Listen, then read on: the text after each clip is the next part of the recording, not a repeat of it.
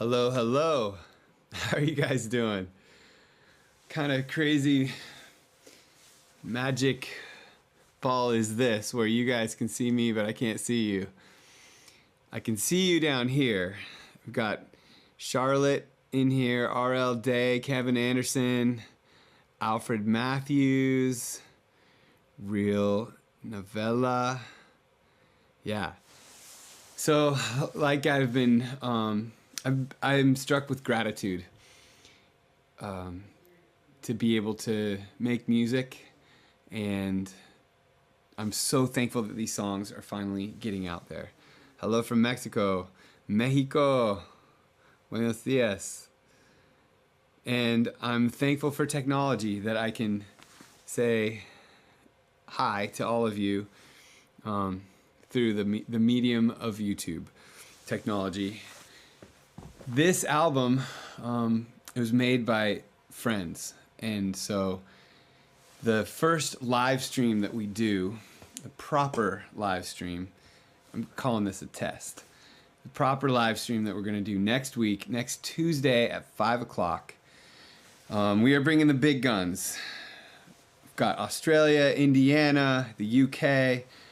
Okay, we're bringing the big guns. We've got Keith Tutt coming in. We've got Aaron Redfield, and I think Madison Jade might come down and lend her voice. She is amazing. And thank you for all of the kind words about the record. This record has truly been a labor of love. It has allowed me to go places without leaving my car. Kevin Anderson says, "You rode in my car once." That's funny. See, this is very distracting. Much love from Hungary. Awesome. Temecula, that's a little closer. Yes. Okay, please tell us. Yes. Okay, please tell us a story behind last words. Some things are easier to sing than to say. For me, when I sing that song, I'm thinking of a lot of people that have passed, and in particular, I'm thinking of my grandfather who passed a few months ago, and yeah, I think this year has been a year not without high points, not without joy, but with a pervasive disrupting death and decay, and as kind of the overarching damper on my world, at least, and a lot of my friends. And so that song, Last Words, for me, is leaning into that and trying to feel those emotions and let them out, better out than in, right? And yeah, I'm breathing in the breath you left behind is for me, the bright spot in that song, where it says, I'm still here and I want to be alive for all of this. I don't want to miss anything. Okay, so we got Brazil. Brazil loves you. I love Brazil too. Obrigado.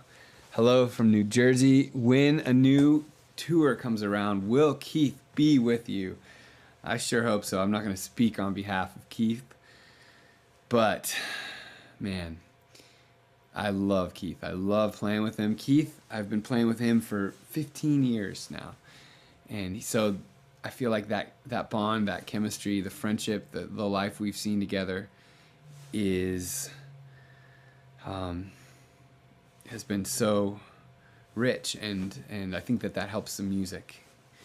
Okay, Bonded Link. How do you compose the guitar solo to Red and Gold? Cannot take credit for that. That one was me late at night with a guy named Boaz Roberts. And Boaz is one of my favorite people. I've known him since he was a kid, and he lives around the corner from me. He lives in LA now, lived around the corner from me, grew up around the corner. And he just kept spitting out different ideas, and I was the river trying to bring his notes to the sea, and I love the way that solo turned out, and I'm so glad you like it. Yeah, Boaz Roberts, look him up. He's the best. Okay. Seated venues, social distance. I'm for it. Yeah, let's do it. Hello from Poland. I love Poland. Yeah, only been there once. But that's a wild one to think the last time I was in Poland, it wasn't that long ago, a little over a year ago, and we were playing with Bon Jovi. And it was not social distant. It was definitely no masks, none of that. Okay, what inspired Love is a Rebel Song? Okay, this is a really fun story. That is a song that has been around for years, and I stumbled upon it during COVID quarantine lockdown. I kind of came across it on the hard drive. Same with the song with Lauren Daigle singing on it. I was just sitting there, and that song was written based on, it's kind of a dare. I was kind of bored one night, and I sent out, it was a tweet. It might have been like MySpace. It was a long time ago. I sent out a tweet, I think, saying, I'm going to write a song. What should I write a song about? And people sent all sorts of different ideas, and the song was Tomorrow's Song. And I thought that's a great title for a song, so I wrote a song about it. And as I stumbled across this song 15 years later, I thought, man, it feels like it's got the bones of something really beautiful. It doesn't quite fit with where I'm at in 2020, so I changed a few lyrics. But I'm really thankful that one has been resurrected and brought to life. Hello, Argentina. Ocean Beyond the Sea had some Lord of the Rings vibes. Yes, for sure. Okay. The Mares Muringo no habla español, pero yo no hablo. No, she doesn't speak English. Yo no hablo español bien. Necesito practicar. Y un día, quizás, podría cantar en español. Necesito practicar. That's my best Spanish that I got. Okay, who did the oboe and orchestrations? We had a lot of incredible people on this in that realm. So The Ocean Beyond the Sea was orchestrated by Eric Al Young.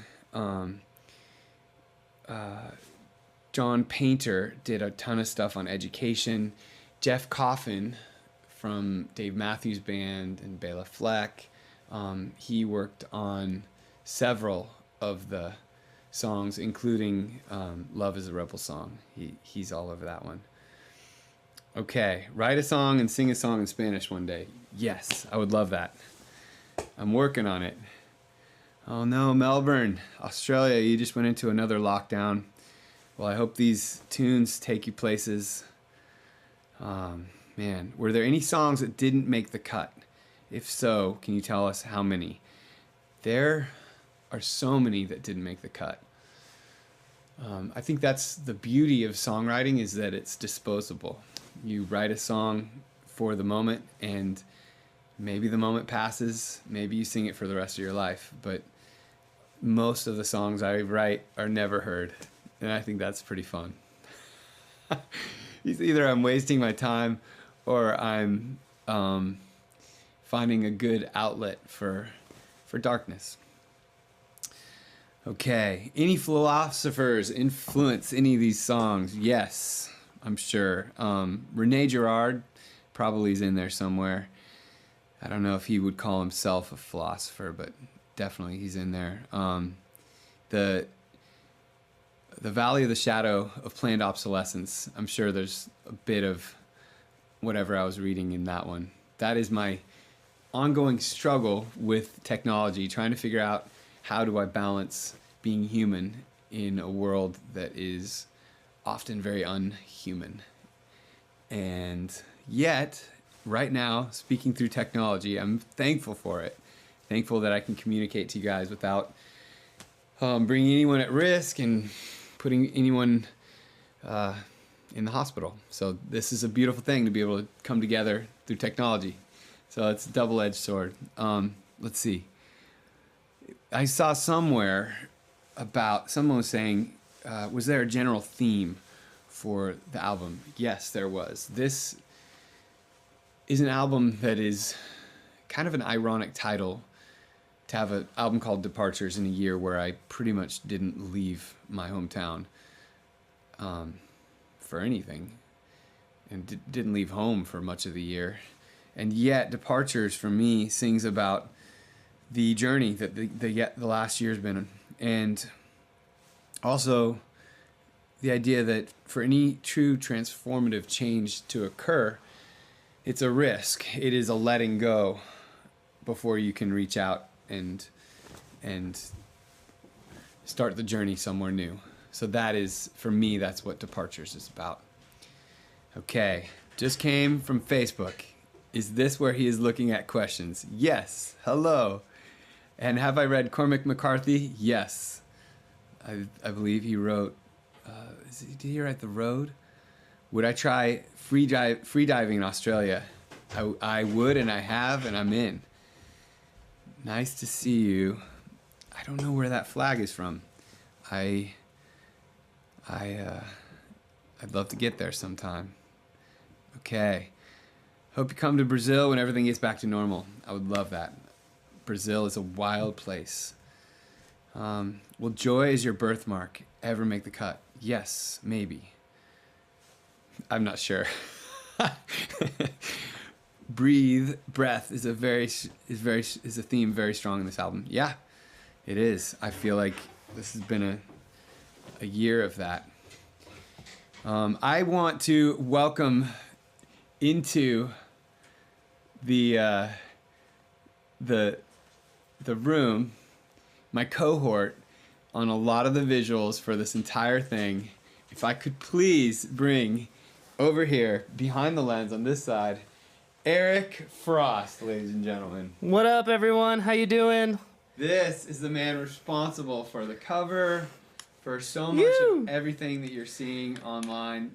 He is the portal to the world. It's a good time. For us. You're incredible, Frosty. You are amazing, bro. You are incredible. So if you've seen any of the fantastic live, not traveling music shows, that's Frost right there. Uh-oh, they're saying they can't see us. Oh, that's what Frosty was fixing. So hold on one moment. And we're back. Okay. All right, there it is. Uh-oh. Video's down. Are we back? Okay. Finland flag. Yes. I'd love to get to Finland. Okay, any collaboration with Phil Wickham? Phil Wickham is a great, incredible musician. He's a friend of mine, and we have been passing texts back and forth. I think that I need to be better about texting. I'm a horrible texter. And Phil, I'm sorry if you're watching this. I owe you a text. I'm realizing that right now. What is my favorite song from Departures? I don't know. I think probably the ones with other people on them. So A Place Called Earth with Lauren. I love Lauren's voice. And then Side by Side with Maddie. Maddie's incredible. Yeah, it's an ironic thing because songs that don't have me singing on them are the ones I like the best. Okay, so those are my favorite songs. Did I ever bounce musical ideas off the other Switchfoot members? Yes, actually, Jesus, I have my doubts. Tim and Drew also were a part of making that, and they have been so supportive in this entire project, not just this one, but the solo project, that whole endeavor from the beginning. They've been like, go, get it off your chest. So I'm so thankful for all of those guys. it is such a gift to be in a band with them, and then it's a gift to be able to explore a different part of music on these journeys with Keith and with Aaron Redfield, who I mentioned earlier. I'm so pumped that they're coming down next Tuesday at 5 o'clock. I've got a lot of songs to learn to make sure that I know them for you guys. Okay, what inspired me to write Jesus, I Have My Doubts? I think 2020, but more specifically, the title kind of sums it up. I feel like we, all of us, are believers in some form of something. You know, even atheists, there's a belief system there. There's a trust that,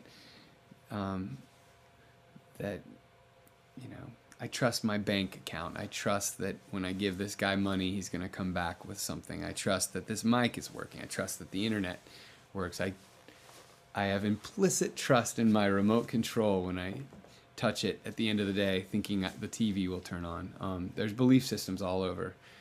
And, there's so much faith involved in every relationship, not just the ones that we have with our wife or loved ones or friendships like that, but even the relationship we have with our country. There's this belief, there's this understanding. And for me, I think that I, as a believer in Christ and as an attempting follower of Christ, part of my job in belief is to express the fullness of what that looks like. And so the flip side of that coin is doubt, and to only sing songs that feel like it's part of me, but not the entirety of me. Jesus, I Have My Doubts feels like it is completely not only allowed but encouraged, that doubts are the beginning of a deeper belief, that if I am able to doubt something, if I'm able to express my true doubts, bring them to the light and to the surface, then I'm no longer living a lie. And in that enunciation of doubts, I can come to a deeper belief in a truer version of who God is. It's wild to think that I have so many of these understandings that I think I know that I don't actually know. And we all do. They're called blind sides. And the crazy thing is we're blind to our blindness, But I think it's Meister Eckhart said, "Rid me of God that I might know God." Meaning, get rid of this illusion of what I want God to be or what I thought God is that's smaller than who he really is, so that I could actually know the true fullness of who he is. I don't talk often about spiritual subjects because it feels like it's such a personal thing, but that song is a kind of an opening into my inner meditations and prayer life. So thank you for listening to it. Okay, let's see. Do you think you've changed somehow from your first work to Departures? I'm sure everyone changes, and I'm certainly changing. Let's see. Side by Side are going to be mine and my pruner's first dance song at our wedding. It might be a typo. Maybe it's a endearing form of term for your husband or wife, your pruner. Let's see. You know what? I feel like we should close this whole thing off with the song. But before I do, I can hear. Is that you, Frosty, laughing upstairs?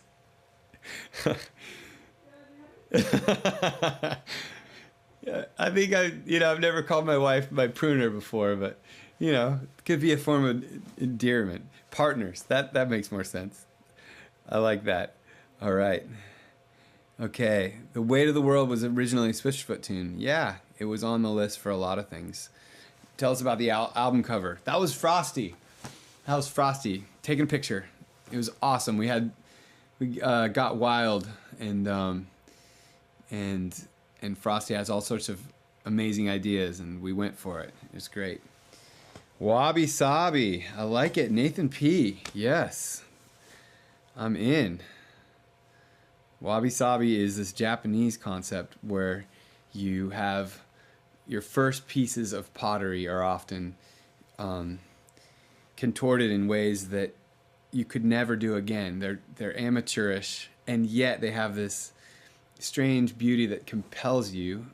And you look at them and you think, if the master potter says, wow, that I could never do that. It's wrong in so many ways, but it has a strange marred beauty to it, and that's Wabi Sabi. And that, I feel like that's a big part of what it means to make music. Okay, so I feel like I'm gonna go live on Tuesday with Aaron and Keith, and we're also gonna answer some more questions behind the songs and all of this. And but I feel like I still got a guitar right here, so I'm gonna play a song that we're not gonna play on Tuesday. This one feels appropriate because this one is dedicated to YouTube. It's dedicated to Facebook. It's dedicated to Instagram and Twitter and all forms of things that we have all spent so much of our lives on, and yet they will one day die like we will. It's dedicated to your cell phone or whatever you're watching this on. This one's called The Valley of the Shadow of Planned Obsolescence, which is a mouthful, but I love it. It goes like this. What did you do with the old one you used to use? I remember when you two were simply inseparable, and now she seems only disposable and old. Without a call, bound to fall, she was just a model after all, in a line of lonely models built to sell. Planned obsolescence works too well, feeling disposable and old. So what will we do when the colors leave our eyes? On the day ashes rise, will we still be friends?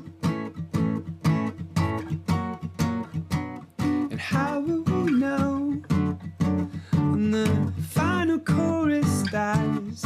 On the day my spirit flies, I wanna be with you, just holding hands. This is the old reference. But there's gonna be some people that know what it is. This verse goes like this. Remember my space with my top 8 so-called friends. Now Justin Timberlake is apparently involved. I haven't been there for a while, feeling disposable and old. Back in the day, following in likes meant other things, and pretty soon another made-up world's gonna start. But I think I'd rather just play guitar, feeling disposable and old. So what will we do when the things that we used to prize, on the day my CDs lie in the Goodwill's hand? It's true. And how will we know that the world would be just fine. Even if the platform dies, I wanna be with you, just holding hands. Now, not everyone knows how to whistle. I have just a little bit of whistling in my blood. But if you have any whistling talent and you're with people that would appreciate it, you can go like this.